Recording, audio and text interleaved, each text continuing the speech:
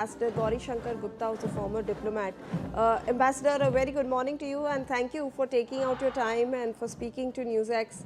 Obviously, we are looking at a very historic day today as well when we are looking at US President Donald Trump and the Chinese president walking hand in hand right in front of that, the Great Hall of the People. We are expecting a lot of talks, but are we expecting a lot of compromises as well, as per your understanding from the US's side? Because this comes against the shadow of the Iran war. Do you believe that the US might look at some compromises, like, not talking about the Taiwan issue, its positions in the South China Sea, because it will want to cozy up with China, looking at, trade that it wants, looking at the $500 billion Boeing deal that it wants? Do you believe that this is also a visit of compromises? Good morning to everyone. You see, US and China. On the one hand, China is a big challenge for US. There's a huge trade deficit running around $500 to $600 billion per annum. Then China is posing a serious threat in AI, innovation, and also what we call rare earth materials. And they are very strong in all these issues, and America is somewhat, regressing on these issues. So on the one hand, this is a big challenge. Also at international stage, US is being challenged by China. On the other hand, the two countries need cooperation. They need cooperation, for example, to resolve the problem in Ukraine. They also need cooperation for resolving the West Asian crisis and to open the Strait of Hormuz. They also need cooperation in other parts of the world to, for example, a uniform trade deal which can be enforced all around the world. And they also need some sort of cooperation in Indian Ocean, in Taiwan Strait, in also South China Sea. So there are areas where cooperation is needed. There are areas where challenge is being posed. But on the whole, US is perceiving China as a threat. It is a fact. It has been worked out in a variety of studies, and that is why President Trump, on the one hand, wants to approach President Xi, but on the other hand, he is also, adopting all the options in which China has, is facing problems, like Venezuela. Now, Venezuela was one of the great, big suppliers of oil to China. Now that has stopped. In case of Iran also, US wants that, to some extent, the China should be controlled there. US also wants that, somehow the innovation and the AI developments in China should benefit US as well. So these are the two contradictory objectives for US. And US would like to obviously cooperate in the areas where two sides can go together. Like, for example, there could be some compromise on trade issue. There could be some compromise on technology and the rare earth put together. There would be some compromise on Taiwan issue and the South China Sea issue. But I think beyond a point, US will not compromise. US will not compromise the sovereignty of Taiwan. US will not compromise the right to free navigation in South China Sea. US, I think, will also not compromise on the freedom of navigation in the Strait of Hormuz. So there are certain, basic things in US which they will have to follow. But they are going to compromise on issues like democracy, human rights, where China has already mentioned, please don't raise these issues again and again. So there are, this kind of very complex relationship, and the whole world is impacted by this relationship. These are the two largest economies, almost equal to each other now. They control about 45% of global GDP, and therefore the entire world is impacted. India is deeply impacted because China is our neighbor, and China is collaborating with Pakistan, which is a threat to us, and therefore, we are also observing it very closely, how things move.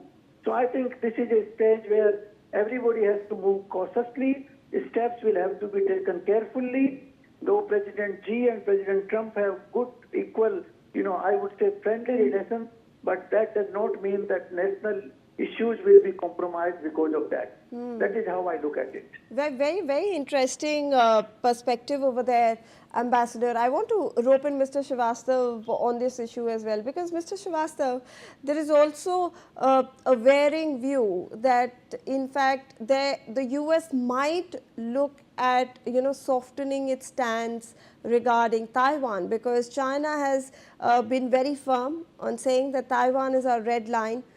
We do not want any discussions on that. There is talk about the US actually agreeing that they will stop the arms trade to Taiwan. So do we believe that we will in fact see a softening of stance of the US? The ambassador believes that these are some stances that the US will not compromise on. Do you believe that there will be some sort of softening of stance with regards to Taiwan, or say for regards to the South China Sea? Because if the US wants China to have a leverage in the US Iran-Israel war, and China does have a leverage over Tehran, do we believe that the US will agree to certain things in order to resolve the crisis that is going on in West Asia? Another point before answering this question, I would like to say that it is very significant for major powers to have a constant dialogue with each other, and that is known as strategic communication. And strategic communication between the major powers is very essential, and that is essential because any kind of miscalculations between the two major powers, obviously they are nuclear power too, they are largest economies too, and if these countries, major powers, if they do have strategic communication and constant interaction with each other, that avoids miscalculations, and that avoids a lot of such scenarios which could be very dangerous and consequential for these two countries too, and also for the whole world, because they are major powers. Their every action makes an impact on the international community. So I think on that front also, both the leaders, be it President Trump or President Xi Jinping, or even if you go to the previous administration of the US, has it been President Biden or President Obama and the previous administration, or in China, even when Hu Jintao and the previous Chinese presidents were there, they always maintained strategic communication with each other, and that is very essential, and that is another reason why there is a constant interaction between the US and Chinese leadership, despite having the element of rivalry, competition, contestation, along with cooperation. So I think strategic communication is very significant. Now, having said that, let me also say about the question which you have raised about Taiwan. See, United States of America's policy with regard to Taiwan has been of strategic ambiguity. And United States of America thus far maintains one China policy. And I do not think that United States of America President Donald Trump is going to say anything which is very different from this previous policy of strategic ambiguity. He is not going to be raking up several issues, controversial issues with regard to issue of Taiwan or the kind of approach China is having with regard to their claim in the South China Sea. As you know that China claims about 90% of the entire South China Sea as their own territory through their imaginary 9-dash line. So I think that is not going to be accepted. But I do not think that at this point of time, when the US is facing a very serious situation in the West Asia, they are going to be raking up those issues which are controversial with regard to Taiwan or South China Sea related issues. But when the US is not going to be raking up those issues, that does not mean that they are going to be giving any serious concessions on those issues. I do not think that United States of America is going to be reviewing its policy of providing defense equipments to Taiwan, because US is very much committed to provide such defense equipments to Taiwan under the US-China Relationship Act 1979, and the US has been consistently giving Taiwan various defense equipments for their self-defense. But there may be such scenarios where US might delay giving those equipments, or they might reduce somewhat, just to give a sense that they are not going to be, making it an issue at this point of time when US and China needs more cooperation on Iranian front.